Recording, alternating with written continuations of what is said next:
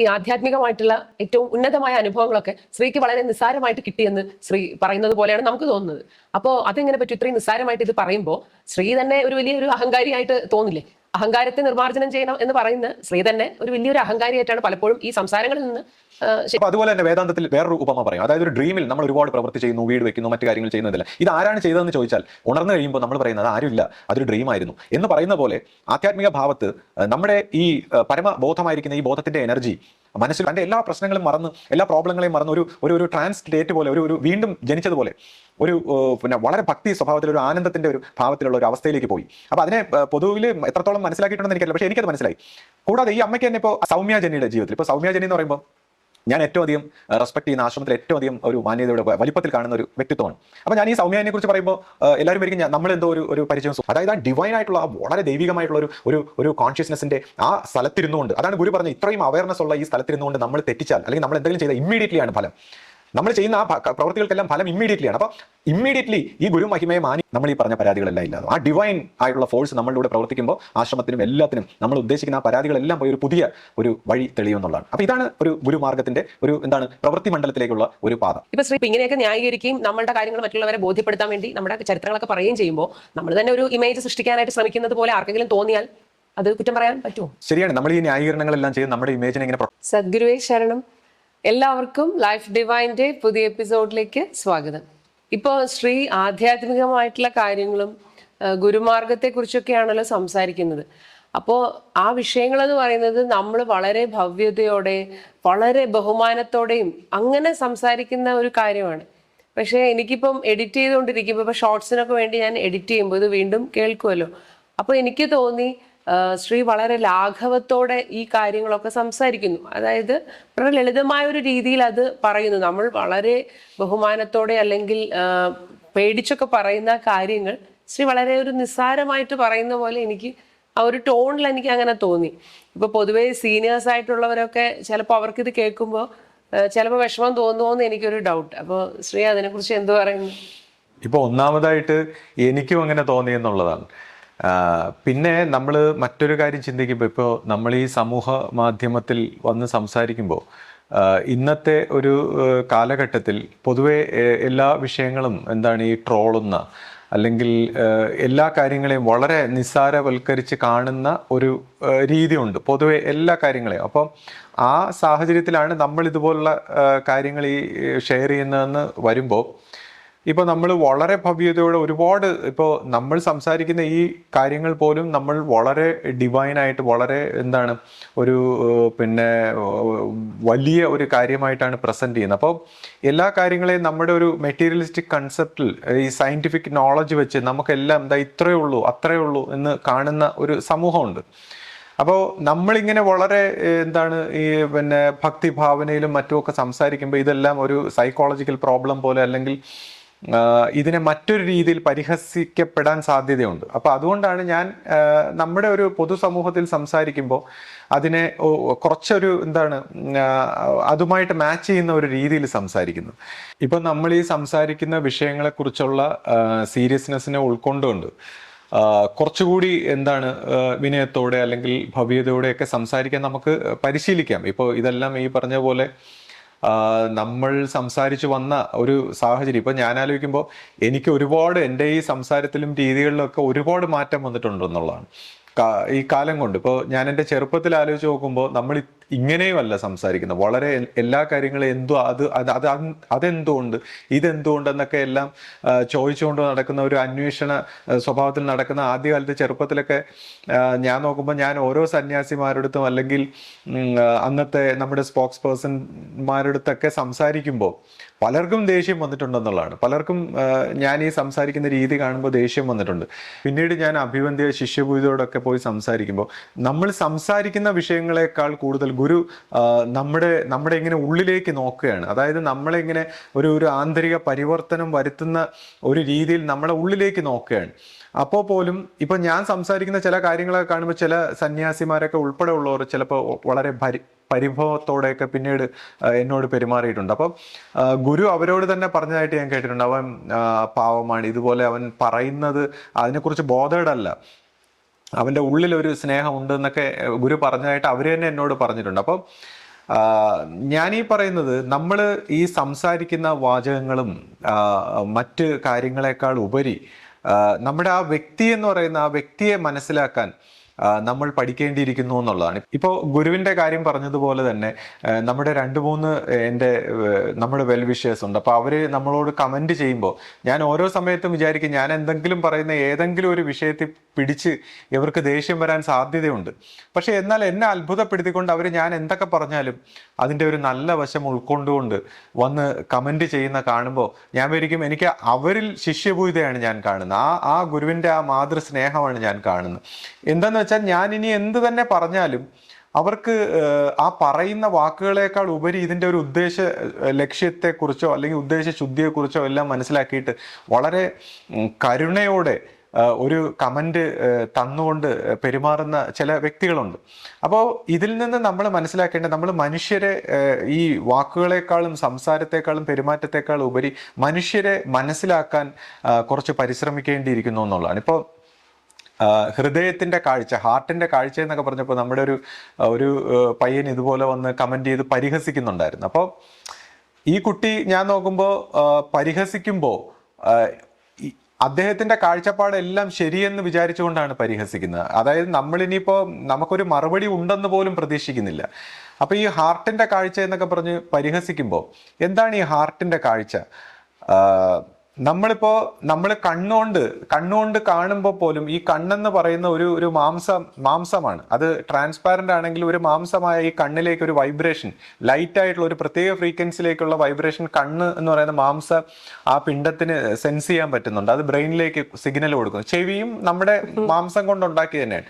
അത് മറ്റൊരു ഫ്രീക്വൻസിയിലുള്ള ശബ്ദ തരംഗങ്ങളെ സെൻസ് ചെയ്ത്, മണം, ഇനിയിപ്പോൾ നമ്മൾ സ്പർശനം എന്ന് പറയുമ്പോൾ നമ്മുടെ ഡ്രം പോലെ ഒരു പ്രത്യേക ഫ്രീക്വൻസിയെ അകത്തേക്ക് വിടുന്നു. അപ്പോൾ നമ്മുടെ ഇന്ദ്രിയങ്ങൾ ഉപയോഗിച്ചുകൊണ്ട് നമ്മുടെ ബ്രെയിൻ ഈ സ്പന്ദനങ്ങളെ, ഈ വൈബ്രേഷൻസിനെ സെൻസ് ചെയ്യുന്നത് പോലെ തന്നെ ബ്രെയിനിന് സ്വതന്ത്രമായി ഒരു ഇന്ദ്രിയങ്ങൾ ഉപയോഗിക്കാതെ സെൻസ് ചെയ്യാൻ പറ്റുന്നതാണ് ചിന്തകൾ. അതുപോലെ തന്നെ ഹൃദയത്തിന് സെൻസ് ചെയ്യാൻ പറ്റുന്നതാണ് ഇമോഷൻസ്. അപ്പോൾ അതാണ് ഞാൻ പറഞ്ഞ ഹാർട്ടിന്റെ കാഴ്ച അല്ലെങ്കിൽ ഹൃദയത്തിന്റെ കാഴ്ച എന്ന് പറഞ്ഞത്. അപ്പോൾ നമ്മളിപ്പോൾ പറയും പട്ടികളുടെ കാര്യം. ഈ പട്ടികൾക്ക് നമുക്ക് പേടിയുണ്ടെങ്കിൽ പട്ടിക്ക് നമ്മുടെ പേടി ആ വൈബ്രേഷനാണ്. പേടി എന്ന് പറയുമ്പോൾ നമ്മുടെ ബ്രെയിൻ ഒരു പ്രത്യേക വൈബ്രേഷൻ, അവർക്ക് ആ വൈബ്രേഷൻ ക്യാച്ച് ചെയ്തിട്ട് അവരും വയലന്റ് ആവും എന്നുള്ളതാണ്. അപ്പോൾ അതുപോലെ നമ്മളിപ്പോൾ ബ്രെയിനിന് എന്താ പറയുന്നത്, ബ്രെയിനിന് ഒരു പ്രത്യേക ലെവലിലുള്ള ഇലക്ട്രോ മാഗ്നറ്റിക് വൈബ്രേഷൻസ് ഉണ്ടെന്നാണ് പറയുന്നത്. അതുപോലെ തന്നെ നമ്മുടെ ഹാർട്ടിന് അതിനേക്കാൾ എത്രയോ മടങ്ങ് സ്ട്രോങ് ആയിട്ടുള്ള ഇലക്ട്രോ മാഗ്നറ്റിക് വൈബ്രേഷൻസ് ഉണ്ട്. അപ്പം നമ്മൾ ഈ കാഴ്ചയും കേൾവിയും ഇതെല്ലാം വൈബ്രേഷൻസിനെ ഡീകോഡ് ചെയ്യുന്നതാണെങ്കിൽ ഹാർട്ടിന് വളരെ ഇതുപോലുള്ള വ്യക്തികളുടെ ഇമോഷനുമായിട്ട് ബന്ധപ്പെട്ട് ഹാർട്ടിന് ഡീകോഡ് ചെയ്യാൻ പറ്റുമെന്നാണ് പറയുന്നത്, വ്യക്തികളെ. അപ്പം അതാണ് ഞാൻ ഹാർട്ടിന്റെ കാഴ്ച. ഈ വൈബ്രേഷൻസ് കൊണ്ട് ഒരു വ്യക്തിയുടെ വൈബ്രേഷൻസിനെ മനസ്സിലാക്കുന്ന, അയാളുടെ ഉദ്ദേശ ശുദ്ധിയെ മനസ്സിലാക്കുന്ന ഒരു കാഴ്ച, ഹാർട്ടിന്റെ കാഴ്ച എന്ന ഉദ്ദേശം അതാണ്. അപ്പോൾ ഞാൻ പറയും, ഈ ഹാർട്ടിന്റെ കാഴ്ചയിൽ ഞാൻ ഇനിയിപ്പോൾ എന്തൊക്കെ പറഞ്ഞാലും, ഇപ്പം നമ്മൾ പറയുമ്പോഴെന്ന് പറയുമ്പോൾ നമ്മുടെ ഈ ചിന്തയും വൈബ്രേഷനും നമ്മുടെ വാസനയും സ്വഭാവങ്ങളും നമ്മൾ പഠിച്ചു വന്നതും കേട്ടതും എല്ലാം കൂടെ കൊണ്ടുണ്ടാകുന്ന എൻ്റെ ഒരു സംസാര ശൈലി, ചിലപ്പോൾ ഇതിനകത്ത് എന്തെങ്കിലും ടങ് സ്ലിപ്പ് വരാൻ, ചിലപ്പോൾ എന്തെങ്കിലും ഒരു വാചകം തെറ്റിപ്പോവാം, അല്ലെങ്കിൽ ഞാൻ ഉദ്ദേശിക്കുന്നതിനെ പ്രസന്റ് ചെയ്യുന്നതിലുള്ള എൻ്റെ ഒരു പോരായ്മ ഉണ്ടാകാം. അപ്പോൾ ഇതെല്ലാം വെച്ചിട്ട് നമ്മുടെ വാചകങ്ങളിലൂടെ മനസ്സിലാക്കാതെ ആസ് എ പേഴ്സൺ അതിൻ്റെ ഒരു ഹോൾ വൈബ്രേഷനിൽ മനസ്സിലാക്കുമ്പോഴാണ് നമ്മൾ വ്യക്തി. അപ്പോൾ ഇങ്ങനെ വൈബ്രേഷനിൽ മനസ്സിലാക്കണമെങ്കിൽ നമുക്ക് we need to have love എന്നാണ് പറയുന്നത്. അതായത് നമ്മുടെ ഹാർട്ടിൽ ലവ് ഉണ്ടെങ്കിൽ മാത്രമേ, ആ ഹൃദയം ഓപ്പൺ ആയിരുന്നാൽ മാത്രമേ ഈ ഇമോഷണൽ സെൻസിറ്റിവിറ്റി വരൂ. അല്ലെങ്കിൽ നമ്മൾ ഈ വേർഡ്സിലൂടെ, വാചകങ്ങളിലൂടെ നമ്മൾ ജഡ്ജ് ചെയ്യണം. വാചകങ്ങളിലൂടെ അണ്ടർസ്റ്റാൻഡിങ് ഉണ്ടാവില്ല. നമ്മൾ വ്യക്തികളെ ഇങ്ങനെ ജഡ്ജ് ചെയ്യണം. അപ്പോൾ ഈ വ്യക്തികളെ ജഡ്ജ് ചെയ്യുമ്പോൾ എന്താണ് സംഭവിക്കുന്നത്? വ്യക്തികളെ ജഡ്ജ് ചെയ്യുമ്പോൾ നമ്മുടെ മനസ്സിൽ ഓരോ വ്യക്തികളെ കുറിച്ചും നമ്മുടെ ബ്രെയിൻ, നമ്മുടെ മനസ്സ് ഒരു ഇമേജ് ഉണ്ടാക്കും. ഓരോ വ്യക്തികളെ കുറിച്ച് ഇപ്പോൾ ശ്രീജിത്ത് എന്ന് പറയുമ്പോൾ നമുക്കൊരു ഇമേജ് ഉണ്ടാവും. എങ്ങനെ? വളരെ പരുഷമായ, വളരെ അഹങ്കാരിയായിട്ടുള്ള ഒരു പ്രത്യേക താൻ എന്തോ കേമനാണെന്ന് തരുന്ന ഒരു വ്യക്തി എന്നുള്ളൊരു ഇമേജ് ആയിരിക്കും നമ്മൾ ഓരോരുത്തരും വ്യത്യസ്തം. ഞാൻ ഒരു ഉദാഹരണം പറയും. അപ്പൊ അങ്ങനെ ഒരു വ്യക്തി, അത് നമ്മുടെ മനസ്സ് നെയ്തെടുത്ത ഒരു ഇമേജാണ്. അങ്ങനെ ഓരോ വ്യക്തികളെ കുറിച്ചും, നമ്മുടെ അച്ഛനെ കുറിച്ച്, അമ്മയെ കുറിച്ച്, സുഹൃത്തിനെ കുറിച്ച്, നാട്ടുകാർ എല്ലാവരെ കുറിച്ചും നമ്മുടെ മനസ്സൊരു ഇമേജ് ഉണ്ടാക്കി വെച്ചേക്കും. അപ്പൊ ആക്ച്വലി നമ്മൾ റിലേഷൻഷിപ്പ് സാധാരണ മനുഷ്യർ ജഡ്ജ്മെന്റ് നടത്തുമ്പോൾ അവരവരുടെ മനസ്സിലെ ഇമേജുമായിട്ടാണ് ബന്ധപ്പെടുന്നത്. There is no relationship with other person. അപ്പോൾ ഹാർട്ട് ഓപ്പൺ ആയിരുന്നാൽ മാത്രമേ ഈ അതർ പേഴ്സണുമായിട്ടുള്ള ഒരു ബന്ധം ഉണ്ടാകുന്നുള്ളൂ. അപ്പോൾ നമ്മൾ പിന്നെ ജഡ്ജ് ചെയ്യുമ്പോൾ ഇങ്ങനെയുള്ള ഇമേജുകൾ വെച്ചുകൊണ്ടാണ് എല്ലാവരെയും വിലയിരുത്തുന്നത്. അതുകൊണ്ട് തന്നെയാണ് നമ്മൾ പറയുന്നത് we seen others what we are. നമ്മൾ എന്താണോ നമ്മുടെ ഓരോ ഇമേജുകളാണ്. അപ്പൊ ഞാൻ പറയുന്നത് ഇപ്പൊ എന്നെക്കുറിച്ച് വിലയിരുത്തുമ്പോൾ എൻ്റെ വാചകങ്ങൾ കണ്ടിട്ട് അല്ലെങ്കിൽ എൻ്റെ ഈ എന്താണ് എൻ്റെ എന്തെങ്കിലും ഒരു കുറവ് കണ്ടിട്ട് നമ്മളിങ്ങനെ വിലയിരുത്തുമ്പോൾ ആ ശ്രീജിത്തിനെ നമ്മൾ ഓരോരുത്തരും മനസ്സിൽ വരുന്ന ആ ശ്രീജിത്തിനെ എടുത്തു വെച്ചിട്ട് ഈ ശ്രീജിത്ത് ഭയങ്കര അഹങ്കാരി കുഴപ്പക്കാരൻ എന്നൊക്കെ ആയിരിക്കും നമ്മുടെ ഇമേജ് എങ്കിൽ അവിടെ വെച്ച് നമ്മൾ ആ ശ്രീജിത്തിനെ എടുത്തു വെച്ച് അല്ല, ശ്രീജിത്ത് ഒരു നല്ല വ്യക്തിയാണ്, ശ്രീജിത്ത് ഐ ലവ് ഹിം, അല്ലെങ്കിൽ ഐ റെസ്പെക്ട് ഹിം, അല്ലെങ്കിൽ ഹീ ഈസ് എ നൈസ് ഗൈ എന്നുള്ള രീതി പറയുമ്പോൾ നമ്മുടെ ആ ഇമേജ് അങ്ങ് ഡിസോൾവ് ആയി പോവുകയാണ്. നമ്മൾ ഉണ്ടാക്കിയ ഇമേജ് അങ്ങ് ഡിസോൾവ് ആയി പോവുകയാണ്. നമ്മൾ മനസ്സിൽ നിന്ന് ഫ്രീ ആയി. അങ്ങനെ ഒരാളെ പോലും നമ്മൾ ഉണ്ടാക്കിയ ഇമേജ്, അയാളെക്കുറിച്ചുള്ള ഇമേജ് നമ്മൾ ഡിസോൾവ് ആക്കി കളയുമ്പോൾ നമുക്ക് എന്തുമാത്രം റിലീഫ് ഉണ്ടാവും എന്നറിയാം. നമുക്ക് എന്തുമാത്രം ഫ്രീഡം, നമ്മുടെ എനർജി ഓരോ വ്യക്തികളെ കുറിച്ചുമുള്ള ഇമേജ് കൊണ്ട് നമ്മൾ സ്ട്രഗിൾ ചെയ്യാണ്. നമ്മുടെ ബ്രെയിൻ ഇങ്ങനെ എന്താണ് റിലീസായി, എനർജി റിലീസായി നമ്മൾ ഹാർട്ടിലേക്ക് വരും. അപ്പോൾ നമ്മൾ ഈ ഇമേജുകളെല്ലാം കളഞ്ഞിട്ട് ഡയറക്റ്റ് ടു ഡയറക്റ്റ് കോണ്ടാക്റ്റ് ആയിട്ട് ഓരോ വ്യക്തികളെയും മൊമെന്റ് ടു മൊമെന്റ് വിലയിരുത്താനുള്ള അല്ലെങ്കിൽ ട്രസ്റ്റ് ചെയ്യാനുള്ള, സ്നേഹിക്കാനുള്ള, അണ്ടർസ്റ്റാൻഡ് ചെയ്യാനുള്ള ഒരു അവയർനെസ്സിൽ വർത്തിക്കണമെന്നുള്ളതാണ്. അപ്പൊ ഈ ഇമേജുകൾ മെന്റലി ഉണ്ടാക്കിയ ഇമേജുകൾ, അതുകൊണ്ടാണ് നമ്മൾ പറയുന്നത് ഫോർഗീവ് ചെയ്യുന്ന ശത്രുക്കളോട് പോലും ഫോർഗീവ് ചെയ്യുന്ന അവർക്ക് വേണ്ടിയല്ല, നമുക്ക് വേണ്ടിയാണ്. നമ്മൾ ഈ ഓരോ ഇമേജും എടുത്തു വെച്ച് ശത്രുക്കളെയും മറ്റുള്ളവരെയും എല്ലാം നമ്മുടെ ഇമേജുകൾ നമ്മൾ ഡിസോൾവ് ആക്കിയും കളയുമ്പോൾ ആ ഇമേജുകൾ ഡിസോൾവ് ആക്കി കളയുമ്പോഴാണ് നമ്മുടെ അഹന്ത ഇല്ലാതാകുന്നത്. കാര്യം നമ്മൾ മറ്റുള്ളവരെ കൊണ്ട് ഉണ്ടാക്കി വെച്ചേക്കുന്ന ഇമേജുകളിലൂടെയാണ് അഹന്ത ജീവിക്കുന്നത്. അവസാനം ലാസ്റ്റ് ഇമേജ് നമ്മളെക്കുറിച്ച് തന്നെയാണ് നമ്മൾ ഉണ്ടാക്കി. അപ്പൊ ഈ എല്ലാ ഇമേജുകളും ഫാൾസ് ആയിട്ടുള്ള ഇമേജുകളിൽ നിന്ന് സ്വതന്ത്രമായി ഹാർട്ടിലേക്ക് വരണം, റിയൽ ആയിട്ടുള്ള ഒരു കാഴ്ച നേടണമെന്നുള്ളതാണ് ആധ്യാത്മികമായ ഒരു വഴി. അപ്പോൾ തീർച്ചയായിട്ടും എന്നെക്കുറിച്ചും എൻ്റെ ഈ വാചകങ്ങളെക്കുറിച്ചും ഒക്കെ നമ്മൾ കുറച്ചുകൂടെ ഒരു സെൻസിറ്റിവിറ്റിയോടുകൂടി എന്നെ ഒബ്സർവ് ചെയ്യണമെന്ന് ഞാൻ അപേക്ഷിക്കുകയാണ്. കാര്യം ഞാൻ ഈ പറയുന്ന വിഷയങ്ങൾ എനിക്ക് പറഞ്ഞു പോകേണ്ട ഒരു സാഹചര്യത്തിൽ, ഇപ്പൊ ഞാൻ എപ്പോഴും പറയാറുണ്ട്, പറയുന്ന വ്യക്തിക്ക് ഒരു പ്രാധാന്യമില്ല, ഈ ക്രിയക്കാണ്, ഈ കാര്യങ്ങൾക്കാണ് പ്രസക്തി. അപ്പൊ ഈ കാര്യങ്ങളുടെ പ്രസക്തിക്ക് വേണ്ടിയാണ് നമ്മൾ എല്ലാ കാര്യങ്ങളും ഇങ്ങനെ വിശദീകരിക്കുന്നതും അല്ലെങ്കിൽ എക്സ്പ്ലെയിൻ ചെയ്യുന്നത് പോലും. അപ്പൊ ശ്രീ, ഈ ആധ്യാത്മികമായിട്ടുള്ള ഏറ്റവും ഉന്നതമായ അനുഭവങ്ങളൊക്കെ ശ്രീക്ക് വളരെ നിസ്സാരമായിട്ട് കിട്ടിയെന്ന് ശ്രീ പറയുന്നത് പോലെയാണ് നമുക്ക് തോന്നുന്നത്. അപ്പോ അതെങ്ങനെ പറ്റും? ഇത്രയും നിസ്സാരമായിട്ട് ഇത് പറയുമ്പോൾ ശ്രീ തന്നെ ഒരു വലിയൊരു അഹങ്കാരിയായിട്ട് തോന്നില്ലേ? അഹങ്കാരത്തെ നിർമാർജനം ചെയ്യണം എന്ന് പറയുന്ന ശ്രീ തന്നെ ഒരു വലിയൊരു അഹങ്കാരിയായിട്ടാണ് പലപ്പോഴും ഈ സംസാരങ്ങളിൽ നിന്ന് ശരിക്കും തോന്നുന്നത്. അപ്പോൾ അതെങ്ങനെ ശരിയാവും? അതെ അതെ അതെ, തീർച്ചയായിട്ടും. നമ്മളിപ്പോ ഇങ്ങനെ തുറന്ന് സംസാരിക്കുമ്പോൾ ഇങ്ങനെ ഒരു അഹങ്കാരത്തിന്റെ ഒരു വക്താവായിട്ട് നമ്മളെ തെറ്റിദ്ധരിക്കാൻ സാധ്യതയുണ്ട്. അപ്പോൾ ഇതുപോലുള്ള സാഹചര്യങ്ങൾ നമ്മൾ കുറച്ച് വേദാന്തം മനസ്സിലാക്കിയിരിക്കുന്നത് നല്ലതാണ്. ഇപ്പോൾ വേദാന്തം എന്ന് പറയുമ്പോൾ തന്നെ ഗുരുവിന് ദേഷ്യം വന്നിരുന്നു. കാര്യം ആ രീതിയിൽ പ്രാക്ടീസ് ചെയ്യാനല്ല ഞാൻ പറയുന്നത്. വേദാന്തം എന്ന ആ അറിവ്, അതിൽ നിന്ന് കിട്ടുന്ന കുറച്ച് അറിവ് നമുക്ക് ഇതുപോലുള്ള കാര്യങ്ങൾ മനസ്സിലാക്കാൻ. അതായത് ഇപ്പോൾ അഹങ്കാരം എന്ന് പറയുമ്പോൾ നമ്മളെല്ലാം നമുക്ക് കർത്താവില്ലാതെ ഒരു പ്രവൃത്തിയില്ല. അപ്പൊ നമ്മളെല്ലാം ഒരു സെപ്പറേറ്റ് ഇൻഡിവിജ്വൽ എന്നുള്ളൊരു സ്ട്രോങ് ബിലീഫ് ഉണ്ട്. അപ്പൊ ഇതൊരു മിഥ്യ അഹങ്കാരം അല്ലെങ്കിൽ ഇതൊരു അജ്ഞാനമായിട്ടാണ് ആത്മീയതയിൽ കാണുന്നത്. വേദാന്തത്തിലൊക്കെ അതിനെക്കുറിച്ച് വ്യക്തമായിട്ട് പറയുന്നുണ്ട്. അപ്പൊ നമുക്ക് എല്ലാത്തിനും ഒരു കർത്താവുണ്ട്, നമ്മുടെ പ്രവൃത്തികളെല്ലാം കർത്താവും. അപ്പൊ അതൊരു അഹങ്കാരവും കർമ്മവും അങ്ങനെയൊക്കെയാണ്. പക്ഷേ ആക്ച്വലി വേദാന്ത സ്വഭാവത്തിലും അല്ലെങ്കിൽ ആധ്യാത്മികമായ ഒരു അറിവിൽ എല്ലാം ക്രിയ മാത്രമേ ഉള്ളൂ. കർത്താവ് എന്ന് പറയുന്നത് അതിനൊരു പ്രാധാന്യമില്ല, അല്ലെങ്കിൽ അങ്ങനെ ഒരു പ്രോസസ് ഇല്ല, അല്ലെങ്കിൽ കർത്താവായിട്ട് ഗോഡ് എന്ന് പറയുന്ന സുപ്രീം സ്റ്റേറ്റ് മാത്രമേ ഉള്ളൂ. അപ്പൊ അതെങ്ങനെ സാധ്യമാവും? അപ്പൊ ഞാനില്ലാതെ എങ്ങനെ പ്രവർത്തിക്കും, അല്ലെങ്കിൽ ഞാനില്ലാത്ത എന്ത് പ്രവൃത്തി? അപ്പൊ അതിനെക്കുറിച്ചാണ് നമ്മളൊരു സ്പോണ്ടേനിറ്റി, ഈ ക്രിയേറ്റഡ് ആയി പോയ ഈ മൈൻഡും ബോഡിയും ഇതെല്ലാം നാച്ചുറലി പ്രവർത്തിക്കുമെന്നുള്ളതാണ്. നമ്മൾ അവയർനെസ് ഉണ്ടെങ്കിൽ നാച്ചുറലി അതിൻ്റെതായ ഒരു ശൈലിയിൽ. അപ്പൊ അങ്ങനെ പ്രവർത്തിക്കുമ്പോൾ അതിനെ അഹങ്കാരമായിട്ട് തെറ്റിദ്ധരിക്കാനും സാധ്യതയുണ്ട്. അപ്പൊ അതിന്റെ ഒരു വ്യത്യാസം എന്താണെന്ന് വെച്ചാൽ, ഇപ്പോൾ വേദാന്ത സ്വഭാവത്തിൽ നമ്മൾ അതിനെ മനസ്സിലാക്കുകയാണെങ്കിൽ കർത്താവില്ലാത്ത പ്രവൃത്തി എന്താണെന്ന് നമ്മൾ മനസ്സിലാക്കുമ്പോൾ അല്ലെങ്കിൽ പരമാത്മാവിന്റെ ഒരു സാക്ഷിഭാവത്തിനെ കുറിച്ച് മനസ്സിലാക്കുമ്പോൾ ഇപ്പോൾ നമ്മളിപ്പോൾ വീട്ടിൽ ഇലക്ട്രിസിറ്റി ഉണ്ട്, നമ്മുടെ ഫാനും മറ്റു എക്യുപ്മെന്റ്സും ഉപകരണങ്ങളെല്ലാം പ്രവർത്തിക്കുന്നു. അപ്പൊ ഈ പ്രവർത്തിക്കുന്നത് ആരാണെന്ന് ചോദിച്ചാൽ പ്രവർത്തിക്കാൻ അവിടെ ആരുമില്ല, എല്ലാ പ്രവൃത്തികളും നടക്കുന്നുണ്ട്. അപ്പൊ അതിന്റെ അർത്ഥം ഇലക്ട്രിസിറ്റി പ്രവർത്തിക്കുന്നെന്നും പറയാൻ പറ്റില്ല, ഇലക്ട്രിസിറ്റിക്ക് ഒറ്റയ്ക്ക് പ്രവർത്തിക്കാൻ പറ്റില്ല, ഈ എക്യുപ്മെന്റ്. അപ്പൊ ഈ ഇലക്ട്രിസിറ്റി എക്യുപ്മെന്റിലൂടെ കടന്നു പോകുമ്പോൾ ഈ പ്രവൃത്തികൾ നടക്കുകയാണ്, അവിടെ ഒരു കർത്താവില്ല, പ്രവൃത്തി നടക്കുകയാണ്. പിന്നെ ഇതൊരു അനലോജി മാത്രമാണ്, ഇതിനെ ഇനി അതിന്റെ മറ്റു കാര്യങ്ങളെ മനുഷ്യ ഉണ്ടാക്കി അങ്ങനെ അതിനെ കൂടുതൽ എടുക്കാനില്ല, നമുക്ക് മനസ്സിലാക്കാൻ വേണ്ടിയാണ്. അപ്പൊ അതുപോലെ തന്നെ വേദാന്തത്തിൽ വേറൊരു ഉപമ പറയും, അതായത് ഒരു ഡ്രീമിൽ നമ്മൾ ഒരുപാട് പ്രവൃത്തി ചെയ്യുന്നു, വീട് വെക്കുന്നു, മറ്റു കാര്യങ്ങൾ ചെയ്യുന്നു, ഇതല്ല.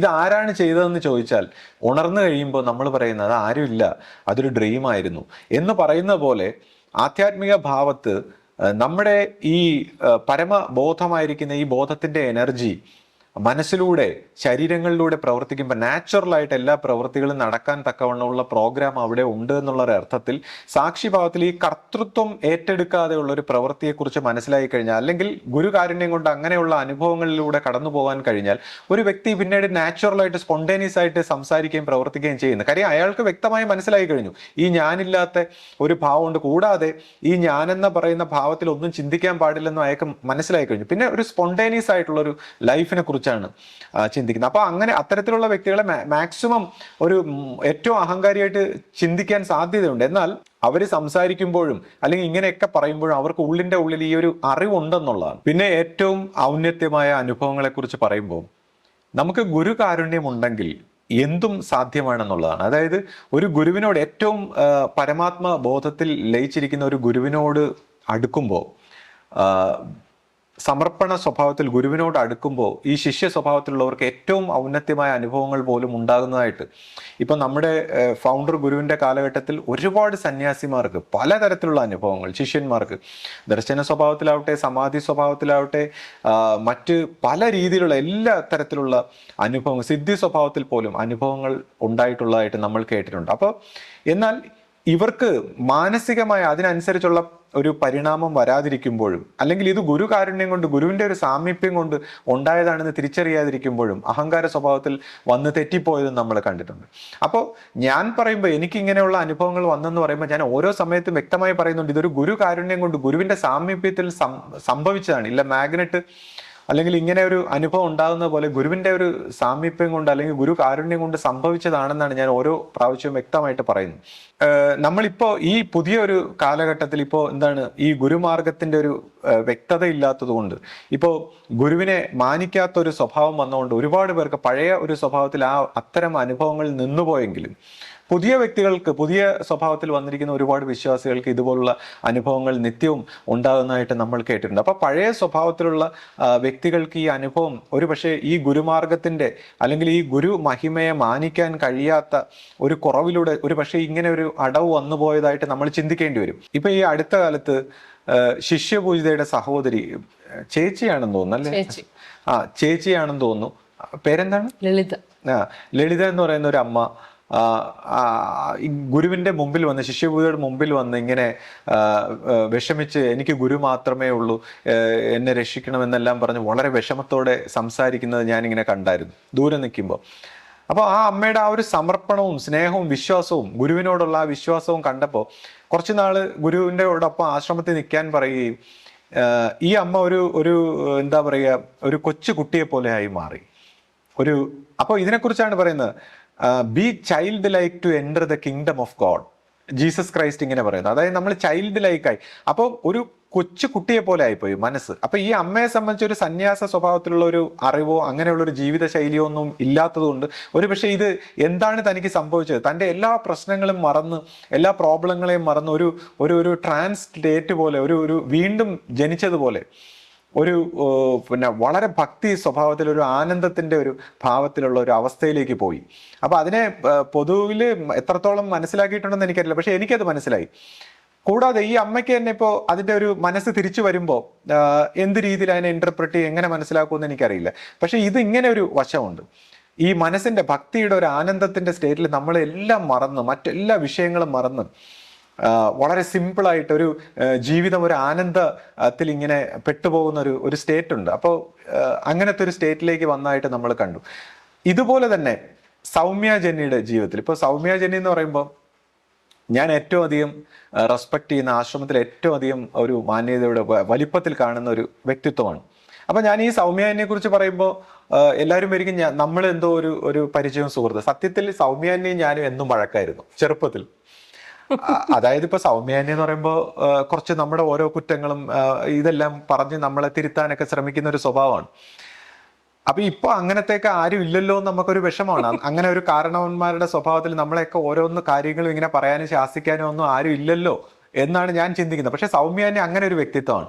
അപ്പൊ അന്നത്തെ കാലത്ത് ഞാൻ ചെറുപ്പത്തിൽ ഈ വന്ന സമയത്ത് എന്ന് പറയുമ്പോൾ നമുക്ക് ഇതൊന്നും അറിഞ്ഞൂടില്ല, നമ്മൾ ഇതിനോട് അടുത്ത് വരുന്നതേ ഉള്ളൂ. അപ്പൊ ആ സമയത്ത് എന്നോടൊക്കെ എന്തെങ്കിലും പറയുമ്പോൾ ഞാൻ നേരെ ശിഷ്യബുദ്ധ എടുത്തെന്ന് പറയും, സൗമ്യാനി ഇതാ എന്നെ ഇങ്ങനെയൊക്കെ പറഞ്ഞിട്ടുണ്ട് ജെന്നി എന്നൊക്കെ പറയുമ്പോൾ ശിഷ്യഭൂതാണെങ്കിൽ സൗമ്യാനി അവിടെ എന്തെങ്കിലും ഒരു വിഷയം ഉണ്ടാക്കാനായിരിക്കും ചിലപ്പോൾ സൗമ്യാനിയെ വിളിച്ച് വഴക്ക് പറയും. കാര്യം ഞാൻ ഇതിനോട് അടുത്ത് തുടങ്ങുന്നേ ഉള്ളൂ, അപ്പൊ എന്നെ പറയാൻ പറ്റില്ല. അപ്പൊ സൗമ്യാനിയെ വിളിച്ച് ശാസിച്ചായിട്ടൊക്കെ ഞാൻ കേട്ടിട്ടുണ്ട്. എന്നിട്ട് അടുത്ത ദിവസം ഞാൻ തന്നെ സൗമ്യാനിയോട് പറയും, ഞാൻ സൗമ്യാനിയുടെ കാര്യങ്ങളൊക്കെ ജെന്നിയോട് പോയി പറഞ്ഞിട്ടുണ്ട് എന്ന് പറയും. അപ്പൊ അതും കൂടെ കാണുമ്പോൾ സൗമ്യാനി എന്ത് ചെയ്യണം, ഇവനെ എന്ത് പറയണമെന്നറിയാതെ ഇങ്ങനെ നിൽക്കുന്നതൊക്കെ ഞാൻ കണ്ടിട്ടുണ്ട്. അപ്പം നമ്മൾ പിന്നെ അതുകൊണ്ട് ഇങ്ങനെ പരസ്പരം ഒരു അകൽച്ചയിലാണ് പോകുന്നത്. പക്ഷെ എന്നാലും ഞാൻ സൗമ്യാനിയുടെ ഈ കർമ്മവും, അതാണ് ഞാൻ പറഞ്ഞ ഹാർട്ടിന്റെ കാഴ്ച, അതായത് ഇത്രയും കർമ്മവും ആത്മാർത്ഥയും സത്യസന്ധതയും ധാർമ്മികതയൊക്കെ ഉള്ള ഒരു വ്യക്തിയെ കാണുമ്പോൾ നമ്മുടെ ഹൃദയം കൊണ്ട് ബഹുമാനിച്ചു പോവുകയാണ്. ഇപ്പൊ മനസ്സിൽ നമുക്കിപ്പോ ഇതെന്താണെങ്കിലും അങ്ങോട്ടും ഇങ്ങോട്ടും ഇത് ശരിയല്ല അത് ശരിയല്ല എന്നൊക്കെ പറയുമ്പോൾ നമുക്ക് ദേഷ്യം വരുമെങ്കിലും ഹൃദയം കൊണ്ട് നമ്മൾ അറിയാതെ വണങ്ങിപ്പോവുകയാണ്. അപ്പൊ അങ്ങനെ ഒരു ഫീലിംഗ് ഞാൻ മാറി നിന്ന് നോക്കുമ്പോൾ ഈ കാണുകയാണ്. അപ്പോൾ ഈ സൗമ്യ ജെന്നിയുടെ വ്യക്തിത്വം എന്ന് പറയുമ്പോൾ ആരുടെ മുമ്പിലും തലകുനിച്ചിട്ടില്ല, ഒരു അന്തസ്, പിന്നെ എന്താണ് വളരെ ധാർമ്മികത, കർമ്മ കുശലത, പിന്നെ ഒരു സ്ഥാനമാനങ്ങൾക്കോ പ്രീണനങ്ങൾക്കോ ഒന്നിന്റെയും പുറകെ പോകാതെ ഗുരുവിന്റെ അതേ പാത പിന്തുടരുന്നു, ശിഷ്യപൂജിതയും വണങ്ങുന്നു, ശിഷ്യപൂജയും ഗുരുസ്ഥാനത്ത് കാണുന്നു. ഇപ്പൊ ഞാനൊക്കെ ചെറുപ്പത്തിൽ വരുമ്പോൾ ശിഷ്യപൂജ ഈ രീതിയിൽ കാണണമെന്ന് ആദ്യമായിട്ട് കെട്ടിടത്തിനകത്തൊക്കെ വെച്ച് സൗമ്യ തന്നെയാണ് എനിക്ക് പറഞ്ഞു തന്നത്. അപ്പോൾ ശിഷ്യപൂജിതയും വണങ്ങുന്ന ഒരു പഴയ സന്യാസിനി, അതാണ് ആ സൗമ്യാനിയുടെ പ്രത്യേകത. പിന്നെ ഒരു പ്രീണനങ്ങളും ഒരു കാര്യസാധ്യത്തിനും ഒന്നിനും വഴങ്ങാത്ത ഒരു വ്യക്തിത്വം, വളരെ സൂക്ഷിച്ച ഒരു വ്യക്തിത്വം. അപ്പോൾ അതിൻ്റെ ഒരു നന്മ, അതായത് ഗുരുവിന്റെ ആ പഴയ ശിഷ്യഗണങ്ങളിലുള്ള ഒരു പ്രത്യേക ക്വാളിറ്റിക്ക് ഉടമയാണ് ഈ സൗമ്യാനി. അപ്പൊ സൗമ്യാജനിയുടെ പേര് ഗുരു കൊടുത്തത് അന്ന് ഒത്തിരി സൗമ്യത ഇല്ലായിരുന്നു, എന്ന് വെച്ചാൽ ഭാവത്തിലും ലക്ഷണത്തിലും ഒക്കെ. പക്ഷെ ഇന്ന് ഒരു സമയത്ത് ഞാൻ കണ്ടപ്പോൾ വളരെ സൗമ്യമായ ഒരു മുഖഭാവത്തിലേക്ക് വന്നിരിക്കുന്നു. കൂടാതെ ഇപ്പോൾ ഒരു സമയത്ത് ശിഷ്യഭൂത ഞാൻ നോക്കുമ്പോൾ സൗമ്യാനി പോയി ഇങ്ങനെ വണങ്ങുകയും ചിരിച്ചുകൊണ്ട്, അപ്പോൾ ശിഷ്യഭൂത അതേപോലെ ചിരിച്ച് സന്തോഷത്തിൽ. അപ്പൊ ഈ ഒരു ആനന്ദത്തിന്റെ ഭാവത്തിൽ, ഈ ഒരു ഭക്തിഭാവന, അപ്പൊ സൗമ്യാനെ സംബന്ധിച്ച് ഒരു സന്യാസി ആയതുകൊണ്ട് ഇതിനെ ഹാൻഡിൽ ചെയ്യാനും അറിയാം. ഈ ചൈൽഡിലേക്ക് കുട്ടിയെ പോലെ ആയിപ്പോയെങ്കിലും ആ മാനസികാവസ്ഥയെ ഹാൻഡിൽ ചെയ്യാനും അറിയാം. അപ്പോൾ ആ ഒരു ആനന്ദത്തിൽ വർത്തിക്കുന്നതായിട്ട്. അപ്പൊ ഇതെല്ലാം ഒരു ഗുരുകാരുണ്യം കൊണ്ട് ഉണ്ടാവുകയാണ്. ഗുരുവിനെ സ്വീകരിക്കുന്നവർക്ക് ഗുരുകാരുണ്യം കൊണ്ട് ഉണ്ടാവുകയാണ്, നാച്ചുറലായിട്ട് ഉണ്ടാവുകയാണ്. ഇത് ഒരു പക്ഷേ നമ്മുടെ മനസ്സിന്റെ സംസ്കാരങ്ങളും വാസനകളും വന്ന് നമുക്ക് ചിലപ്പോൾ ഇത് മറഞ്ഞു പോകാം. സാധാരണഗതിയിൽ പണ്ടുള്ള ആൾക്കാരെയൊക്കെ സംബന്ധിച്ച് നമുക്കിത് മറഞ്ഞു ആയിട്ടാണ്. അപ്പൊ ഈ സാഹചര്യത്തിലാണ് നമ്മൾ മനസ്സിലാക്കേണ്ടത്, ഈ ഗുരുവിനെ വണങ്ങിയാൽ അല്ലെങ്കിൽ ഗുരുവിന്റെ ആ മഹിമയെ നമ്മൾ തിരിച്ചറിഞ്ഞാൽ. ഇപ്പൊ നമ്മുടെ ആശ്രമത്തെ കുറിച്ച് പറയുകയാണെങ്കിൽ നവജ്യോതി ശ്രീ കരുണാകര ഗുരു സ്ഥാപിച്ച മനുഷ്യ വിഗ്രഹമാണ് നമുക്ക് ഇപ്പോൾ ഗുരുസ്ഥാനത്ത് ലഭിച്ചിരിക്കുന്നത്. അപ്പൊ ആ മനുഷ്യ വിഗ്രഹത്തിലൂടെ തൻ്റെ ആത്മസ്വരൂപത്തെയാണ് നമുക്ക് ഗുരു ആരാധിക്കാനായിട്ട് തന്നിരിക്കുന്നത്, അല്ലെങ്കിൽ ആ ഗുരുമാർഗത്തിലൂടെ സ്വീകരിക്കാൻ തന്നിരിക്കുന്നത്. അപ്പോൾ ഇവിടെ നമ്മളിപ്പോൾ ഈ പഴയ സ്വഭാവത്തിലുള്ളവർ മനസ്സിലാക്കേണ്ടത് എന്താണെന്ന് വെച്ചാൽ, ആക്ച്വലി നമ്മൾ ശിഷ്യപൂജിത എന്നതിനേക്കാളൊക്കെ ഉപരി ആ ഗുരുവിനെയാണ് വണങ്ങുന്നത് എന്ന് മനസ്സിലാക്കി, അപ്പൊ ആ ഗുരുസ്ഥാനത്ത് ആ ഗുരുവിനെ വണങ്ങുന്ന ഒരു ഭാവത്തിലേക്ക് നമ്മൾ വരണമെന്നുള്ളതാണ്. അപ്പൊ ഞാൻ ഈ അനുഭവങ്ങളെല്ലാം പറയുമ്പോൾ നമുക്ക് ഇങ്ങനെ ഒരു വണങ്ങിയതിലൂടെ ഇത് മനസ്സിലായി, അല്ലെങ്കിൽ ഇങ്ങനെ ഒരു അനുഭവത്തിലേക്ക് വന്നു എന്നാണ് നമ്മൾ പറയുന്നത്. കൂടാതെ ഇപ്പം നമ്മളിപ്പോൾ ഈ പഴയ സ്വഭാവത്തിലുള്ള കുറേ പേർക്ക് ഞാൻ പറഞ്ഞു ഒരു സംശയങ്ങളും അല്ലെങ്കിൽ ഇങ്ങനെയുള്ള പരാതികളും ഒക്കെ ഉണ്ടായപ്പോൾ നമ്മളിപ്പോൾ ഇന്നത്തെ കാലത്ത് കുറേ എല്ലാവർക്കും മൊബൈലും അങ്ങോട്ടിരുന്ന് ഇത് പ്രചരിപ്പിക്കുകയാണ്. നമ്മുടെ മനസ്സിൽ തോന്നുന്ന ഈ ഭ്രാന്തമായ, നമ്മുടെ മനസ്സാണ് നമ്മുടെ എനിമി എന്നുള്ളതാണ്. നമ്മുടെ ഈ ചിത്തവൃത്തിയിൽ തോന്നുന്ന ഈ ഭ്രാന്തമായ സന്ദേശങ്ങളും കാര്യങ്ങളും അങ്ങോട്ടും ഇങ്ങോട്ടും പരാതിയും പ്രോബ്ലങ്ങളും ഒക്കെ പ്രചരിപ്പിക്കുന്ന ഈ വെളിയിലുള്ള റിബലായിട്ടുള്ള ആൾക്കാർക്ക് പോലും ഉള്ള ഇൻഫർമേഷനുകളും ചാരപ്പണികളും ഒക്കെ നടത്തുന്ന ആ സ്വഭാവത്തിൽ നമ്മൾ അകത്ത് തന്നെ കുറേ പേര് പ്രവർത്തിക്കുമ്പോൾ, സത്യം പറഞ്ഞാൽ ഈ ഗുരുവിന്റെ ഈ മഹിമ മനസ്സിലാക്കാതെ നമ്മൾ കുറെ പേരിങ്ങനെ അകത്ത് തന്നെ ഗുരുവിനെ മാനിക്കാതെ പ്രവർത്തിക്കുന്ന ആ ഒരു വൈബ്രേഷൻ ആയിരിക്കും ഒരു പക്ഷേ നമ്മളെല്ലാവരും ഇപ്പൊ ഈ റിബല്യസ് ആയിട്ടുള്ള വ്യക്തികൾ പോലും പറയുന്ന ഈ കുഴപ്പങ്ങൾക്കെല്ലാം ഉള്ള കാരണം. അതായത് ആ ഡിവൈൻ ആയിട്ടുള്ള ആ വളരെ ദൈവികമായിട്ടുള്ള ഒരു കോൺഷ്യസ്നെസ്സിന്റെ ആ സ്ഥലത്തിരുന്നു കൊണ്ട്, അതാണ് ഗുരു പറഞ്ഞ ഇത്രയും അവയർനെസ് ഉള്ള ഈ സ്ഥലത്തിരുന്നു കൊണ്ട് നമ്മൾ തെറ്റിച്ചാൽ അല്ലെങ്കിൽ നമ്മൾ എന്തെങ്കിലും ചെയ്താൽ ഇമ്മീഡിയറ്റ്ലി ആണ് ഫലം. നമ്മൾ ചെയ്യുന്ന ആ പ്രവൃത്തികൾക്കെല്ലാം ഫലം ഇമ്മീഡിയറ്റ്ലി ആണ്. അപ്പൊ ഇമ്മീഡിയറ്റ്ലി ഈ ഗുരു മഹിമയെ മാനിക്കാതെ സംശയത്തിലും റോങ് ആയിട്ടുള്ള ചിന്തകളും സങ്കല്പങ്ങളും പ്രവൃത്തികളും പരാതികളും എല്ലാമായിട്ട് നമ്മൾ ചിന്തിച്ച് കൂട്ടുമ്പോൾ അതിൻ്റെ ഫലം ഇമ്മീഡിയറ്റ്ലി ആണ്. അപ്പൊ അതാണ് ഈ പറയുന്ന അപജയങ്ങൾക്കും വിഷമങ്ങൾക്കും ഒക്കെ കാരണം. അപ്പൊ നമ്മൾ തന്നെ ഇതുപോലുള്ള പഴയ വ്യക്തിത്വങ്ങൾക്കും പഴയ സന്യാസ സ്വഭാവത്തിലുള്ളവർക്കും എല്ലാം ഒരു കൗൺസിലിംഗ്, ഇതുപോലുള്ള കാര്യങ്ങൾ കൊണ്ട് കൗൺസിലിംഗ് വന്ന് ഈ ഒരു ഗുരു മഹിമയെ വണങ്ങാൻ, ഈ ദൈവ കാരുണ്യത്തെ വണങ്ങാൻ, ഗുരു സ്ഥാപിച്ചിരിക്കുന്ന ഈ ഒരു വശത്തെ വണങ്ങാൻ തുടങ്ങുമ്പോഴാണ് ഈ പറയുന്ന ചൈൽഡ് ലൈക്ക്, അതായത് എല്ലാ ഈ സംശയത്തിലും മാനസിക രോഗങ്ങളിലും ഈ പ്രശ്നങ്ങളും എല്ലാം ഫ്രീ ആയി ചൈൽഡ് ലൈക്ക് ആ ആനന്ദം, ആ ശാന്തി, ആത്മശാന്തി അനുഭവിക്കാനുള്ളൊരു വഴി ഇവിടെ ഒളിച്ചിരിപ്പുണ്ട് എന്ന് പറയാനാണ് ഞാനിപ്പോൾ ഇതുപോലുള്ള ഒരു സാഹചര്യങ്ങളിൽ ഇതുപോലുള്ള വീഡിയോകളും മറ്റു കാര്യങ്ങളൊക്കെ ചെയ്യുന്നത്. അപ്പം തന്നെ നമ്മൾ ഇത് കേൾക്കുമ്പോൾ ഇതുപോലുള്ള സംശയം കൊണ്ട് പൊറുതിമുട്ടി എന്താണ് ഭ്രാന്തമായി ഈ വിഷാദത്തിൽ അകപ്പെട്ട് വിഷമിക്കുന്ന മനസ്സുകൾക്ക് ആരെങ്കിലുമൊക്കെ ഇത് ഷെയർ ചെയ്ത് കൊടുക്കാൻ പറ്റുമെങ്കിൽ ഷെയർ ചെയ്ത് കൊടുക്കണം. ഇപ്പോൾ അതൊരു വലിയ ഒരു കാരുണ്യ പ്രവൃത്തിയായിരിക്കും. കാര്യം ഈ ബ്രെയിനിൽ നിന്ന് ഇത്രയും ശത്രുതയും വൈരാഗ്യവും സ്പർദ്ധയും എല്ലാം നമ്മൾ മാറ്റി ഇപ്പൊ ഡിവൈൻ, ഇപ്പൊ ദൈവത്തെക്കുറിച്ച് എത്രത്തോളം ശാന്തമായിട്ട്, ഇപ്പൊ ഞാൻ പറഞ്ഞു നമുക്ക് ഈ വളരെ വിനയത്തോടെയും ഭവ്യതയോടെയും വളരെ നല്ല രീതിയിൽ പറയാൻ വിഷമമുണ്ടെന്ന് പറയുമ്പോൾ പോലും നമ്മൾ ആ രീതിയിൽ എത്ര ദൈവികമായി എത്ര ഡിവൈനായിട്ട് നമ്മൾ ഇതിനെ ഉൾക്കൊള്ളുന്നു അത്രയും ശാന്തിയും സമാധാനവും ആനന്ദവും. എത്ര വ്യക്തികളെ നമ്മൾ നമ്മുടെ ബ്രെയിനിൽ ആ ഇമേജ് കൊണ്ടുവന്ന് അവരെല്ലാം നന്മയാണ്, ശാന്തിയാണ്, സന്തോഷമാണെന്ന് പറയുന്നു, അത്രത്തോളം നമ്മുടെ ബ്രെയിൻ ഡിസോൾവ് ആയി, ഫ്രീ ആയി, മുക്തമായി, ശാന്തമായി വരുന്നതാണ്. അപ്പൊ ഞാൻ പറഞ്ഞു ഈ ഗുരുവിന്റെ കാരുണ്യം കൊണ്ട് ഇങ്ങനെ മുക്തിഭാവത്തിലേക്ക് ആത്മശാന്തിയിലേക്കൊക്കെ വരാൻ പറ്റുമെന്ന് പറഞ്ഞപ്പോൾ മറ്റൊരു വ്യക്തി എന്നോട് പറയുകയാണ്, അത് മുക്തി എന്നൊക്കെ പറയുമ്പോൾ അതൊക്കെ പറ്റുമോ, നമുക്കൊക്കെ പറ്റുമോ, നമ്മൾ അങ്ങനെയല്ലേ ഇങ്ങനെ. അപ്പൊ ഞാൻ പറഞ്ഞു ആശ, ഇത് ബ്രെയിനിന്റെ സംസാരമാണ്, മനസ്സിന്റെ സംസാരമാണ്, അല്ലെങ്കിൽ ഇത് എന്തൊക്കെയോ ആരൊക്കെയോ പറഞ്ഞ് പഠിപ്പിച്ചു വെച്ചേക്കുന്ന കാര്യങ്ങൾ ഇങ്ങനെ പറയുകയാണ്. അപ്പൊ നമ്മൾ ഇവിടെ മനസ്സിലാക്കേണ്ടത് നമ്മൾ ഈ മനസ്സിന്റെ വാചകങ്ങൾ, അജ്ഞാനത്തിന്റെ മനസ്സിന്റെ വാക്കുകൾ കേൾക്കാൻ പാടില്ല എന്നുള്ളതാണ്. ജ്ഞാനമായിട്ടുള്ള ഗുരുവായിട്ടിരിക്കുന്ന പ്രകാശം ഇത്രയും ഓൾ പവർഫുൾ, ഓൾ മൈറ്റി എന്ന് ആകുമ്പോൾ അതിൻ്റെ ശക്തിയിലല്ലേ നമ്മൾ വിശ്വസിക്കേണ്ടത്. ഇനി ഗുണം വന്നാലും വന്നില്ലെങ്കിലും, നടന്നാലും മുക്തി കിട്ടിയാലും ഇല്ലെങ്കിലും അതിനെല്ലാം തരാൻ പറ്റും എന്നുള്ള, അല്ലെങ്കിൽ ആ ഇത്രയും മൈറ്റി ആയിട്ടുള്ള സർവശക്തനായ ദൈവത്തിനെ വിശ്വസിക്കുന്നതിന് പകരം നമ്മൾ നമ്മുടെ മനസ്സിന്റെ ചിന്തകൾ, അതായത് മനസ്സ്, ഞാൻ നേരത്തെ പറഞ്ഞ സത്യത്രാണന്റെ മനസ്സ് ഇതെല്ലാം പിന്നെ ഡീവിയേറ്റ് ചെയ്ത് അടുത്ത ജന്മങ്ങളും 10 ജന്മവും കഴിഞ്ഞ് എല്ലാം ഒക്കെ കൊണ്ടുപോകാൻ കള്ളത്തരത്തിൽ നമ്മളെ പറ്റിക്കുകയാണ്. മുക്തിയൊക്കെ കിട്ടുമോ, മറ്റത് വരുമോ, ഇത് വരുമോ, അങ്ങനെ ആകുമോ, ഇങ്ങനെ ആകുമോ എന്നൊക്കെ പറയുമ്പോൾ നമ്മുടെ മനസ്സ് ഇങ്ങനെ കിടന്ന് സംസാരിക്കുമ്പോൾ, ആ സത്യത്രാണൻ സംസാരിക്കുമ്പോൾ നമ്മൾ അതിനെയൊക്കെ അങ്ങ് നിരാകരിച്ചിട്ട് നമ്മുടെ ഗുരുവിൽ നമ്മൾ വിശ്വസിക്കുകയാണ്. നമുക്ക് കിട്ടുമോ കിട്ടൂല അതെല്ലാം ഗുരു തീരുമാനിക്കട്ടെ, അല്ലെങ്കിൽ ആ ഓൾ മൈറ്റി പവർഫുൾ ആ സത്യം തീരുമാനിക്കട്ടെ. നമ്മൾ ഈ വേദാന്തത്തിന്റെ അറിവ്, അതായത് വേദാന്തം നമ്മളെ മനസ്സിന്റെ കള്ളത്തരങ്ങളുമായിട്ട് ഐഡന്റിഫൈ ചെയ്യാൻ സമ്മതിക്കില്ല. ഇപ്പൊ ഞാൻ പോലും ഇത്രയും അഹങ്കാരം എന്ന് പറയുമ്പോൾ എന്തുകൊണ്ടാണ് ഞാനില്ലാത്ത ഒരു വ്യക്തിത്വം, അല്ലെങ്കിൽ ഞാനില്ലാതെ ക്രിയകൾ നടക്കുന്നു എന്നുള്ളൊരു അനുഭവം, ഒരു സാക്ഷിഭാവം വന്നിട്ടുള്ളത് കൊണ്ട് ഇപ്പൊ ഈ ശ്രീജിത്താകുന്ന ഈ വ്യക്തിക്ക് ഒരുപാട് കുറവുകളും പ്രശ്നങ്ങളും ഒക്കെ ഉണ്ട്. അപ്പോൾ അതിനെ ഞാൻ ഐഡന്റിഫൈ ചെയ്യാൻ പാടില്ല എന്നുള്ളതാണ്. അതുമായിട്ട് ഞാൻ താതാത്മ്യം പ്രാപിക്കാൻ പാടില്ല. അതിന്റെ മാനസിക വൃത്തികളും നമ്മൾ എപ്പോഴും സാക്ഷിയായിട്ടിരിക്കുന്നു. നമ്മൾ ഇതിന്റെ കുറവുകളും കുറ്റങ്ങളെ എന്നും നമ്മളതായിട്ട് മാറ്റിയാൽ, അല്ലെങ്കിൽ അതിനെ ചിന്തിച്ചാൽ നമ്മൾ അതുമായിട്ട് കർമ്മ ബന്ധങ്ങളുമായിട്ട് വന്ന് നമ്മൾ താഴ്ന്നു പോകും എന്നുള്ളതാണ്. അപ്പോൾ ഇത്തരം ഒരു സാഹചര്യത്തിൽ അപ്പൊ അവിടെയാണ് നമ്മളെ ഗുരു രക്ഷിക്കുന്നത്. അതായത് ഈ ശ്രീജിത്ത് എന്ന് പറയുന്ന എൻ്റെ തന്നെ ശത്രുവിനെ, അപ്പൊ എനിക്ക് ഇങ്ങനെ ഒരു കാഴ്ച കിട്ടിയിട്ടുണ്ട്, എൻ്റെ ശത്രു ഞാൻ തന്നെയാണെന്ന് വ്യക്തമായി മനസ്സിലായി കഴിഞ്ഞു. അപ്പൊ ശ്രീജിത്ത് എന്ന് പറയുന്ന ഈ ശക്തിയെ അകത്തിരുന്നുകൊണ്ട് ഗുരു, ചിലപ്പോൾ ഒരു ചിന്ത ഉണ്ടായിരിക്കും, നമ്മുടെ ഫിസിക്കൽ ഗുരു ഇവിടെ അറിഞ്ഞു പോലും കാണണമെന്നില്ല. എനിക്ക് പല സമയത്തും ഇപ്പൊ ഗുരു എന്ന് ഞാൻ പറയുമ്പോൾ, ശത്രുഭാവത്തെ കാണുന്നു എന്ന് പറയുമ്പോൾ ഫിസിക്കൽ ഗുരു ചിലപ്പോൾ അറിഞ്ഞു പോലും കാണണമെന്നില്ല. ഉള്ളിലും ഉണ്ട് ഗുരു. ഈ പരമാത്മാവിനെ ഞാനിപ്പോ എൻ്റെ ഗുരുവിന്റെ സ്വരൂപത്തിലാണ് പ്രതിഷ്ഠിച്ചതെങ്കിൽ ആ പരമാത്മാവ് പിന്നെ നമ്മളെ സംബന്ധിച്ച് ഗുരു രൂപത്തിലാണ്. ഇൻഫാക്ട് ഇതിനെക്കുറിച്ച് പറയുന്നത് ഒരു കാലഘട്ടത്തിൽ ഏതെല്ലാം ഗുരു ഉണ്ടോ ആ ഗുരുവിന്റെ രൂപത്തിൽ ഈ പരമാത്മാവ് ആവിർഭവിക്കുമെന്നാണ് പറയുന്നത്. പല ശിഷ്യന്മാർക്കും പലർക്കും ഇങ്ങനെ ഈ പരമാത്മ സ്വരൂപത്തിൽ പല ഗുരുക്കന്മാരുടെ രൂപത്തിൽ ആവിർഭവിച്ചതായിട്ട്, അതിനെക്കുറിച്ച് ലെങ്ത് കൂടിക്കൊണ്ട് ഞാൻ മറ്റൊരു സമയത്ത് പറയാം. അപ്പൊ എനിവേ, അപ്പൊ എന്നെ സംബന്ധിച്ച് എൻ്റെ ഈ ഗുരു അകത്തിരുന്നുകൊണ്ട് എന്നെ ഈ ശ്രീജിത്ത് നിന്ന് മുക്തനാക്കാൻ എന്നെ ഹെൽപ്പ് ചെയ്യുന്നുണ്ട്, പുറത്തിരുന്നുകൊണ്ട് ഹെൽപ്പ് ചെയ്യുന്നുണ്ട്.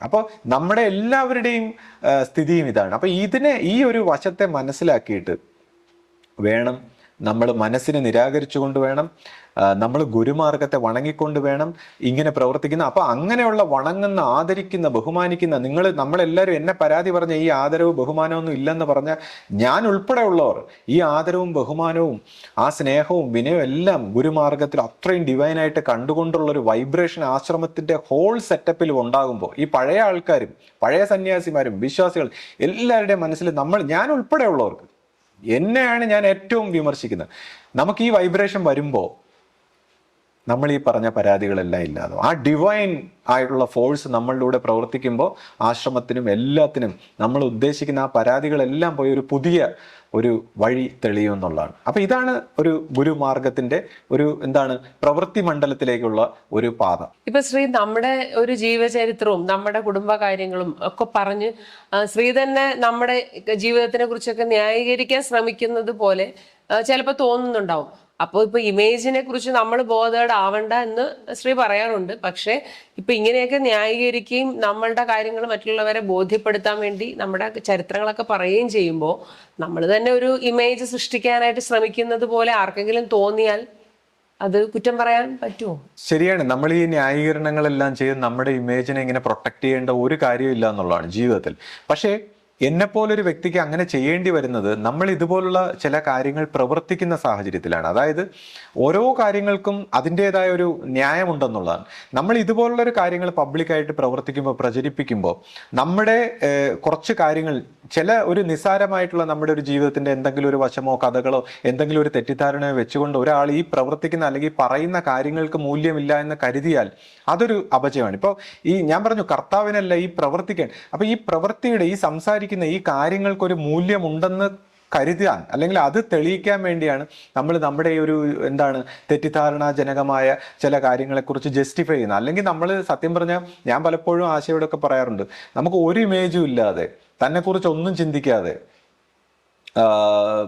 ആരെന്ത് വിചാരിച്ചാലും കുഴപ്പമില്ല എന്നുള്ള രീതി മനസ്സ് ഫ്രീ ആക്കിക്കൊണ്ട് നമ്മളിങ്ങനെ ഒരു സാക്ഷിയെ പോലെ വാണ്ടർ ചെയ്യുമ്പോൾ എന്തു സുഖമാണ്. അതാണ് ആത്മശാന്തി, അതാണ് ഏറ്റവും ശാന്തി. പക്ഷേ ആ ശാന്തിയിൽ നിന്ന് ഉണർന്ന് നമ്മൾ പ്രവർത്തിക്കുന്ന സാഹചര്യത്തിലാണ് നമുക്ക് വ്യത്യസ്തമായിട്ട് ഇങ്ങനെയൊക്കെ ജസ്റ്റിഫൈ ചെയ്യേണ്ടി വരുന്നത്. അപ്പൊ അങ്ങനെ ജസ്റ്റിഫൈ ചെയ്യുമ്പോഴും നമ്മൾ ഉള്ളിൽ മനസ്സിലാക്കേണ്ടത് ഇതെന്താണ്, ഇതിന്റെ അതായത് ലക്ഷ്യം, ഉദ്ദേശമാണ് നമ്മൾ വിലയിരുത്തേണ്ടത്, ഓരോ കാര്യങ്ങളുടെയും ഉദ്ദേശം. കൂടാതെ ഇപ്പോൾ ഇതുപോലുള്ള ചില എരിവും പുളിവും ഒക്കെ ചേർന്ന ജീവിതത്തിന്റെ കുടുംബകഥകളും മറ്റു കാര്യങ്ങളൊക്കെ പറയുമ്പോൾ ഞാനിപ്പോൾ ഡ്രൈ ആയിട്ടുള്ള റോട്ടൺ ആയിട്ടുള്ള കുറെ ആത്മീയ പ്രഭാഷണം നടത്തുമ്പോൾ ബോറടിക്കുന്നവരെ സംബന്ധിച്ച് കുറച്ച് കുടുംബകാര്യങ്ങളും കുറച്ച് നുണയും അങ്ങനെയൊക്കെയുള്ള കാര്യങ്ങൾ പറയുമ്പോൾ ഒത്തിരി ഒരു എനർജി, ഒരു വൈബ്രേഷൻ ഉണ്ടാവും. അല്ലെങ്കിൽ ഒരു ഇത് കാണാനുള്ള ഒരു താല്പര്യം ഉണ്ടാവും. അല്ലാതെ ഞാൻ ചുമ്മാ ആത്മീയത പറഞ്ഞുകൊണ്ടിരുന്ന, ഇപ്പൊ പണ്ട് ഓഷോ പറഞ്ഞ പോലെ, ഓഷോ ഒരിക്കൽ പറഞ്ഞു, ഞാൻ ആത്മീയത പറഞ്ഞുകൊണ്ട് ആധ്യാത്മിക വിഷയങ്ങളും മെഡിറ്റേഷനും ഒക്കെ പറഞ്ഞുകൊണ്ട് വർഷങ്ങൾ ചെലവഴിച്ചെങ്കിലും ആരും എൻ്റെ അടുത്ത് വന്നില്ല. പക്ഷേ ഞാൻ ഒരു സമയത്ത് സെക്സിനെ കുറിച്ച് പറഞ്ഞപ്പോൾ ഇന്ത്യക്കാർ മൊത്തം സന്യാസിമാരുൾപ്പെടെ എൻ്റെ കൂടെ ചുറ്റും കൂടി. അപ്പൊ അവർ വന്നവരെ ഞാൻ മെഡിറ്റേഷൻ പഠിപ്പിക്കുകയാണ് ചെയ്തത് എന്ന് ഓഷോ പറയുണ്ടായി. അതുപോലെ തന്നെ അദ്ദേഹം അമേരിക്കയിൽ ചെന്നപ്പോൾ അവിടെ സെക്സിനും ഇതുപോലുള്ള വിഷയങ്ങൾക്കൊന്നും ഒരു ഇൻട്രസ്റ്റും ഇല്ല. അപ്പോൾ അദ്ദേഹം അവിടെ ഒരുപാട് റോൾസ് റോയ്സും ആഡംബരങ്ങളും രത്ന കിരീടവും വാച്ചും ഇങ്ങനെയൊക്കെ കാണിച്ചു. അപ്പൊ അവരെല്ലാവരും ഈ ലക്ഷൂറിയസ് ആയിട്ടുള്ള ലൈഫിന്റെ പിറകെ വന്നു. അദ്ദേഹം പറഞ്ഞു അവരെയും ഞാൻ മെഡിറ്റേഷൻ പഠിപ്പിക്കുകയാണ് ചെയ്തത്. അതായത് മെഡിറ്റേഷനിലൂടെ ഡിറ്റാച്ച്മെന്റ് ആയിട്ട് സിമ്പിൾ ലൈഫ് പഠിപ്പിക്കുകയാണ് ചെയ്തത്, നാച്ചുറൽ ലൈഫ് പഠിപ്പിക്കുകയാണ് ചെയ്തത് എന്നിങ്ങനെ അഭിപ്രായപ്പെട്ടിട്ടുണ്ട്. അപ്പൊ അതുപോലെ ഞാനിപ്പോൾ ഇവിടെ ഇരുന്ന ആധ്യാത്മിക പ്രഭാഷണം മാത്രം നടത്തിയ പിന്നെ ഈ പറയുന്നതെല്ലാം ബോറായി പോകും. അപ്പൊ നമുക്ക് കുറച്ച് ഇതേപോലത്തെ എരിവും പുളിവും കഥകളും, എൻ്റെ കഥയും നിന്റെ കഥയും, മറ്റവൻ കുടുംബത്തിലുള്ള സുഹൃത്ത് ഇങ്ങനെ പറഞ്ഞു, മറ്റവൻ ഇങ്ങനെ പറഞ്ഞു, അങ്ങനെ ആരെയും പരാതിപ്പെടാൻ ആരെയും പരാതി പറയാനോ ആരെയും കുറ്റപ്പെടുത്താനോ ഒന്നുമല്ല. സത്യം പറഞ്ഞാൽ ഞാനിപ്പോ ചിലരെന്നോട് പറയുന്നത് നിങ്ങൾ ഇങ്ങനെ ആൾക്കാരെ കുറിച്ച്, ആരെക്കുറിച്ചും അല്ല, ഞാൻ ചുമ്മാ ഒരു വിഷയമാണ് എന്നെ സംബന്ധിച്ച്. ഇതെല്ലാം ഓരോ വിഷയങ്ങളാണ്. ആ ഓരോ വിഷയങ്ങളിലൂടെ നമുക്ക് കുറെ കാര്യങ്ങൾ വിശദീകരിക്കാൻ പറ്റുന്നുണ്ട്.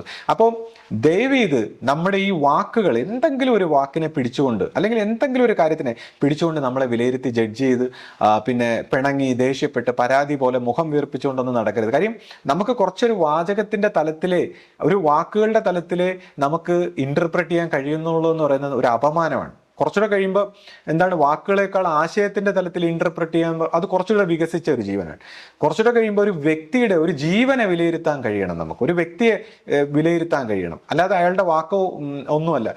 ആധ്യാത്മികത എന്ന് പറഞ്ഞാൽ സൈലൻസിലൂടെയാണ് പ്രചരിപ്പിക്കേണ്ടതെന്നാണ്. അപ്പൊ സൈലൻസിലൂടെ എത്ര പേർക്ക് അത് മനസ്സിലാവും? അപ്പോൾ ഒരു വ്യക്തിയെ വിലയിരുത്തുന്ന തലത്തിലേക്കെങ്കിലും നമ്മൾ വികസിക്കണം. അപ്പോഴാണ് നമ്മുടെ ഗുരു പറഞ്ഞിട്ടുള്ളത്, ഒരു വ്യക്തി വരുമ്പോൾ അവൻ്റെ ഒരു വിഷമം നമുക്ക് ഫീൽ ചെയ്യാനും അവൻ എന്താണ് വേണ്ടത് അല്ലെങ്കിൽ അവൻ്റെ അവസ്ഥ എന്താണെന്ന് തിരിച്ചറിയാനുള്ള രീതിയിലെങ്കിലും നമ്മുടെ ഒരു സെൻസിറ്റിവിറ്റി ഉണ്ടായി നമ്മൾ വളരണമെന്നുള്ളതാണ്. അപ്പോൾ ഓരോ വ്യക്തികളെക്കുറിച്ചും ആ സെൻസ് ചെയ്യാനായിട്ടുള്ള ഒരു രീതിയിൽ നമ്മൾ വളരണം. അല്ലാതെ വാക്കുകൾ കൊണ്ടോ വാചകങ്ങൾ കൊണ്ടോ മറ്റെന്തെങ്കിലും രീതിയിൽ ഔട്ട്സൈഡിൽ വിലയിരുത്തുമ്പോൾ അത് വളരെ ഈഗോയിസ്റ്റിക് ആയിട്ടുള്ള ഇന്റലക്ച്വൽ ആയിട്ടുള്ള ഒരു വിലയിരുത്തലാണ്, കൺക്ലൂഷനാണ്. അതിലൂടെ നമ്മൾ തന്നെയാണ് സ്ട്രഗിൾ ചെയ്യുന്നത്. കാര്യം അതിലൂടെ നമുക്ക് ശത്രുക്കളും മിത്രങ്ങളും പരാതികളും പ്രശ്നങ്ങളും പ്രോബ്ലംസ് എല്ലാം ഉണ്ടായി നമ്മൾ തന്നെ അതിൽ കുടുങ്ങിപ്പോകും. അപ്പോൾ എനിവേ ഇതുപോലുള്ള ഒരുപാട് കാര്യങ്ങൾ നമുക്ക് വീണ്ടും സംസാരിക്കാം. വീഡിയോയുടെ ലെങ്ത് കൂടിപ്പോയി ക്ഷമിക്കണം. നമ്മൾ കുറച്ച് സ്പീഡായിട്ട് കേൾക്കാൻ പറ്റും. ഞാൻ എപ്പോഴും പറയുന്നുണ്ട്, നമുക്ക് സ്പീഡായിട്ട് കേൾക്കാനുള്ള ഒരു ഓപ്ഷൻ ഉണ്ട്. ഗിയർ വീലിൽ ഞെക്കി നോക്കിക്കഴിഞ്ഞാൽ സ്പീഡ് കൂട്ടി പെട്ടെന്ന് തന്നെ കേൾക്കാൻ പറ്റും. അപ്പോൾ നമുക്ക് മറ്റൊരു വീഡിയോയിൽ കാണാം. സദ്ഗുരുവേ ശരണം. സദ്ഗുരുവേ ശരണം.